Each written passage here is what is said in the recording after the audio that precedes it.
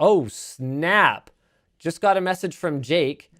Got one ingest station running 25 gigabit. Had to do some like wacko configs to change the type of port on the 100 gigabit switch to a 40 gig port to get the two switches to talk. Oh, okay. That's interesting. Works now. That is sick.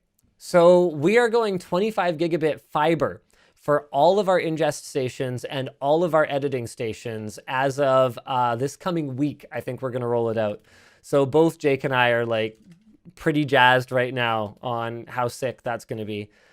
That's awesome. It's going to be just like, I mean, think about 25 gigabit. That is 2.5 gigabytes per second. I mean, it was not that long ago that the fastest internal drive that you could install in your computer was like 250, 300 megabytes a second. Like that was SATA 2. That wasn't that freaking long ago. It's like 10 years ago. Now we're talking 2.5 gigabytes per second over the network. Had to go fiber though. Man, you haven't been in the office in forever. You're not even going to In a recognize very it. long time.